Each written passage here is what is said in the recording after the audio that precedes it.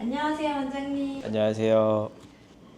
저희 오늘 컨텐츠 소개 말씀 부탁드릴게요. 네, 지난 연세센터원 양조 옥토피아에 답하다 시즌1이 반응이 상당히 좋았다고 들었는데 기억하시죠? 네. 그래서 온라인으로 지속적인 소통을 위한 자리를 마련하기 위해서 시즌2로 돌아왔습니다. 와. 이번에도 옥토피아 게시판에 많이 질문들 남겨주셨는데요. 솔직하고 자세하게 다 답변해드리겠습니다. 또 커피 마시고 또 바로 양치하시나요? 아침, 그 다음에 점심 먹고, 그 다음에 자기 전에 3번은 꼭 하고요. 커피를 양치하기 좀 전에 마시는 루틴을 잡아서 커피 마시고 양치를 할 수 있게끔 커피를 마시고 있고요. 평상시에는 뭐 외출하기 전이나 끼는 음식들 먹었을 때는 조금 더 추가적으로 하는 편입니다. 저도 하루 3-4번 정도 하고 있고요. 제 생각에는 한 번을 닦더라도 더 꼼꼼하게 잘 닦아주시는 게 관리상으로는 좋은 것 같습니다. 하지만 잘 못하시겠으면 3번 하시면 됩니다. 저도 하루에 3번 내지 4번 정도 닦는데요. 아침 먹고 한 번 닦고, 점심 먹고 한 번 닦고, 저녁 먹고 닦을 때 보통 치실이나 치간 칫솔 같이 쓰고요. 저녁 먹고 나서 밤에 뭘 먹을 일이 생기면 그때 한 번 더 닦습니다. 치과 의사분들 치아 보험에 가입하시나요? 제가 아는 한 저의 주변 치과 의사가 치아보험에 가입했다는 사람은 본 적은 없고요. 저도 가입은 지금 안 돼 있습니다. 전화는 계속 오더라고요. 저도 치과 보험엔 가입은 안 돼 있는데 저희가 뭐 치과를 운영해서이기도 하지만 치과 보험이라는 게 결국 치료할 일이 많을 걸 대비하는 건데 저희는 뭐 관리도 잘 되고 있고 그리고 특수하게 뭐 약하게 타고나거나 이런 게 없기 때문에 치아 보험에는 가입하고 있진 않습니다. 저도 치아보험은 가입돼 있지 않습니다. 굵고 짧은 스타일이신 것 같아요, 이 원장님은. 그리고 다른 치과에 가시면 본인이 치과 의사라고 밝히나요? 되게 궁금증이 많은. 다른 직군들에 비해서 제가 볼 땐 치과 의사 직군이 그래도 교정을 좀 많이 하는 것 같거든요. 아무래도 교정이 왜 필요한지에 대한 이해도도 조금 더 있고 또 교정 과정에 진료 과정에 대해서도 좀 더 잘 알기 때문인 것 같은데 그래서 저도 성인이 되고 나서 교정을 했어요. 그래서 원래는 이제 지인분의 추천을 받아서 교정을 시작했는데 이제 이런저런 사정으로 그쪽에서 마무리를 잘 못하고 있다가 김 원장님께서 예쁘게 마무리를 해주셨습니다. 보통은 이제 지인분들이나 그런 분께 진료를 받지만 가끔 이제 모르는 치과에 가서 진료를 받을 때가 있기는 하거든요. 가서 일부러 치과 의사라고 먼저 말하는 일은 없고 오히려 아닌 척 숨기고 진료를 좀 받는 편인데 모르는 척하는 게 더 힘들어서 진료 끝날 때쯤엔 좀 들통나는 경우가 있더라고요.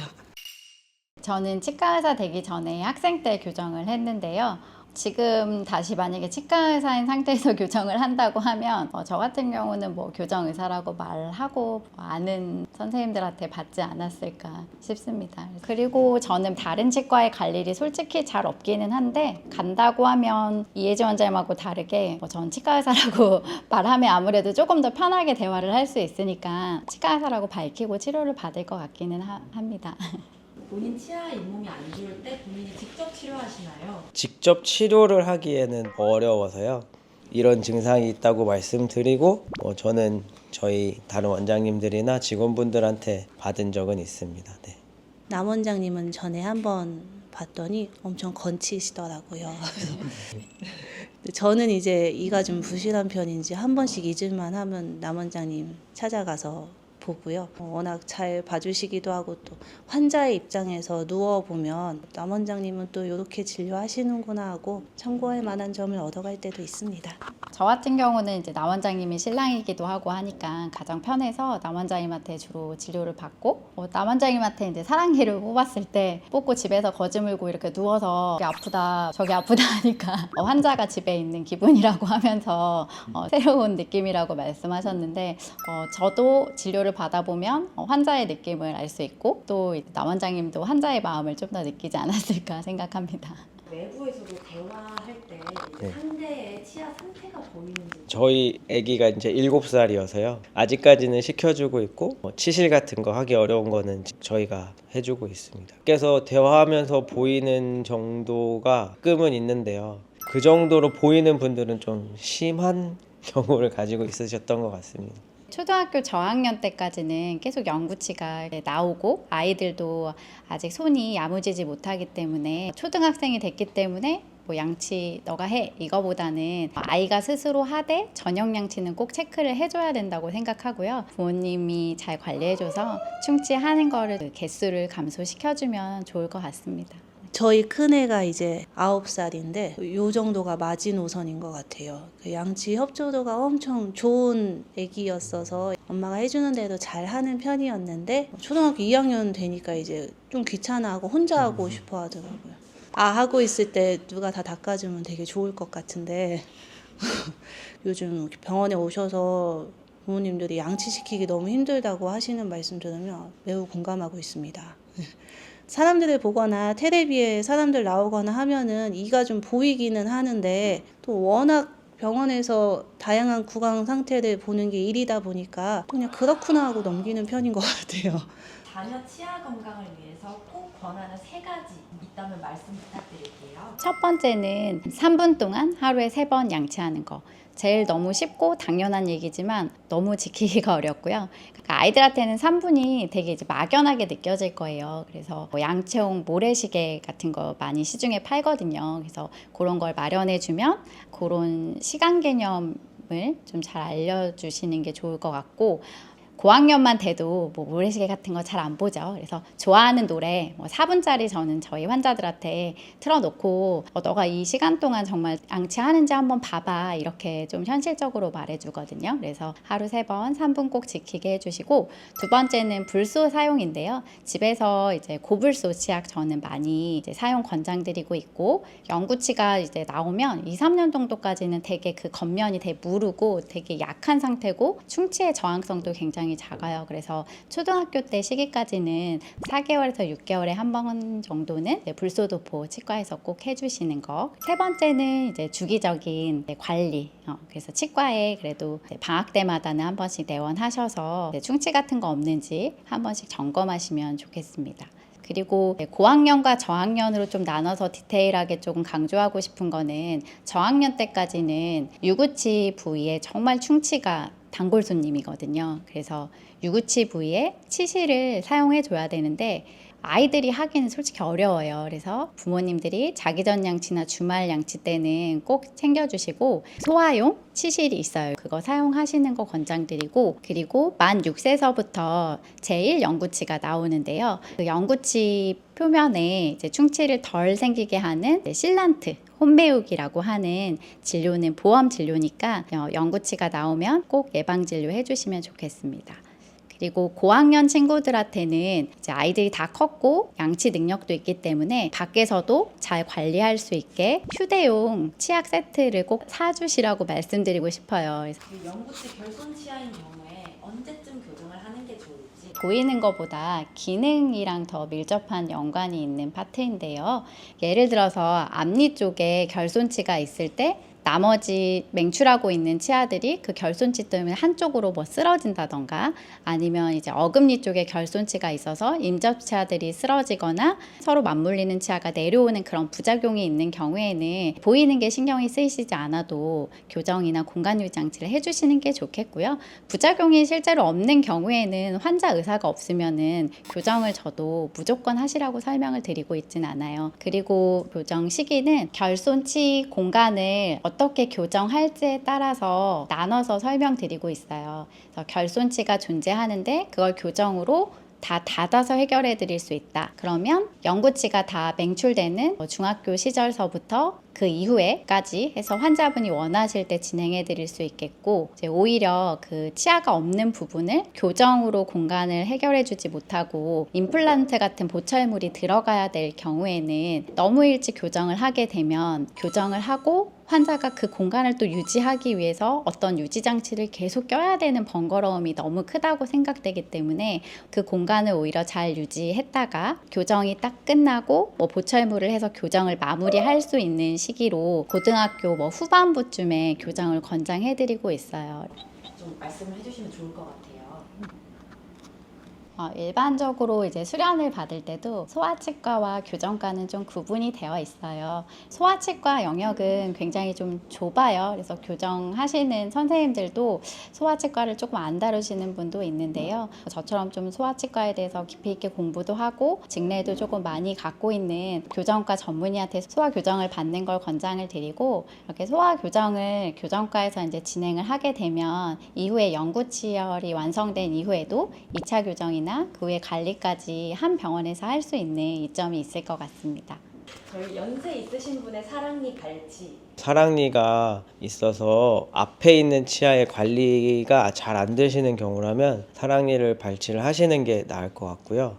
당뇨 같은 경우에는 당뇨가 있다고 해서 무조건 치과 치료들이 미뤄지거나 금기시되는 건 아니고요. 공복 혈당 200 정도를 기준으로 보는데 대부분은 그 아래로 관리가 되시거든요. 그러면은 일반적인 치과 치료를 할 때는 큰 무리가 없다고 보시면 되고, 그 이상 수치가 나오시는 분들은 내과와 협진을 한다거나 아니면 출혈이 많은 치료에서는 예방적인 항생제를 쓴다거나 이런 정도 조절을 하시면서 하시면 충분히 치과 치료를 받으실 수 있을 것 같습니다. 이 크라운이 오래되면 이제 무조건 제거하고 임플란트를 반드시 해야 하나요? 크라운이 오래됐다고 해서 무조건 임플란트로 바꾸시는 거는 아니라고 볼 수 있고요. 일단 잘 쓰고 계신다고 하면은 관리를 잘 해주시고, 혹시 불편한 점들이 있거나 검진을 원하시면 치과 오셔서 엑스레이도 찍어보시고 검사를 해보시고요. 이상이 있다고 하면 일단은 안쪽을 먼저 확인을 해보시는 게 필요할 거고, 확인했는데 다시 씌우거나 하실 수 있으면 그렇게 유지하시는 게 좋고, 근데 안타깝게 안쪽 상태가 너무 심각하시다면 그때는 이제 빼고 임플란트를 하실 수 있을 것 같습니다. 스케일링은 주기적으로 얼마나 자주 하면 좋을지 알려주세요. 스케일링은 치아를 삭제하는 게 아니고 이제 치아 주변에 있는 치석만 선택적으로 제거하는 거라 이가 없어진다 이런 얘기는 잘못된 얘기고요. 간혹 치아 주변에 잇몸이 안 좋으신 분들, 거기에 또 치석이 많이 붙어 있으셨던 경우에 스케일링으로 치석을 제거하고 나면 오히려 잇몸이 주저앉았다고 느끼시거나 이가 좀 약해진 것 같다고 느끼시는 경우가 있으세요. 근데 그렇지는 않고 오히려 깨끗하게 청소해서 현재 상태를 최대한 유지하기 위해서 하는 치료이고요. 가급적이면 1년에 한 번 보험 되시니까 꼭 스케일링 받으시면 좋겠고, 그래서 주변 분들한테도 너무 안 좋아지기 전에 불편하지 않으시더라도 꼭 오셔서 스케일링 받으라고 이야기해주는 편입니다. 이제 수능 3개월 앞둔 고3 자녀를 둔 학부모님들과 또 그 자녀분들께 조언 부탁드릴게요. 한 2달 가까이는 일반적인 그런 컨디션을 잘 유지하시는 게 좋고요. 그래서 저는 하루 정도는 조금 풀어주는 날을 토요일로 정해서 그게 하면 나머지 날도 더 열심히 공부할 수 있었고, 마지막 한 몇 주를 남기고는 그 시험 당일 컨디션과 비슷한 상태를 해보려고 많이 했거든요. 결과도 좋았던 것 같고요. 한번 따라해 보십시오. 한 번만 따라야겠네요.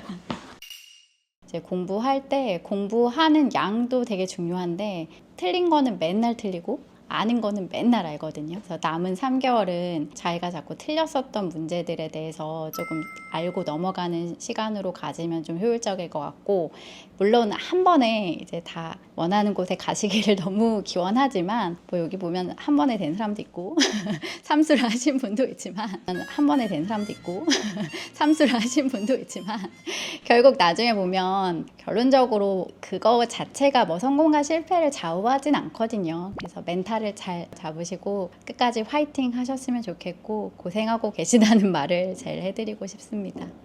수능 너무 오래돼서 잘 기억은 안 나는데요. 수능 시험도 그렇고 국가고시 시험 볼 때도 그렇고, 그런 좀 범위가 광범위한 시험들은 다 볼 수는 없을 것 같거든요. 요 정도 시간 남았으면 이제 와서 한 번도 안 봤던 거를 새로 보겠다고 펼치는 건 시간 낭비일 것 같아요. 그래서 많이 아는 것보다도 아는 걸 확실하게 알고 가는 게 중요할 것 같습니다. 마지막으로 이제 간단한 소감과 이제 마무리 멘트 부탁드릴게요. 이렇게라도 궁금하신 점 조금이라도 해결이 됐으면 좋겠고요. 부족하시면 언제든지 오셔서 저희와 상담하시고 불편하신 점 꼭 해결하셨으면 좋겠습니다. 오늘 질문 받은 것들 보면 이제 진료실에서 듣는 이야기들도 있고 또 진료실에서는 듣지 못하는 그런 얘기들도 있어서 재밌는 시간이었고요. 실제로 병원에 오셔서도 아이들은 좀 마음이 열려 있어서 좀 병원에서도 애기들하고는 재밌는 얘기를 많이 하거든요. 성인 환자분들께도 마음이 열려 있으니 궁금하신 것 많이 물어봐 주셔도 좋겠습니다. 그래도 저희 치과 보면 감사하게도 아이들이 저한테 교정받고 엄마 아빠와 스케일링 받으시고 충치 치료하시고 할머니 할아버지 임플란트 하시고 이러신 가족분들이 굉장히 대기실에 많이 계신 모습을 보면서 되게 감사하다는 생각을 되게 많이 했거든요. 그래서 이제 이런 자리도 더 가지고 싶었고 작년에 이어서 올해도 어떤 걸 궁금해 하시는지 이제 소통하게 돼서 반가운 마음이었고요. 이런 자리들을 조금 종종 마련해서 회원님들 궁금하신 것들도 듣고 좀 더 소통을 많이 해야겠다는 생각을 다시 하게 된 자리였습니다. 또 관심 가져주셔서 늘 감사하게 생각합니다. 감사합니다. 다음에 또 봬요.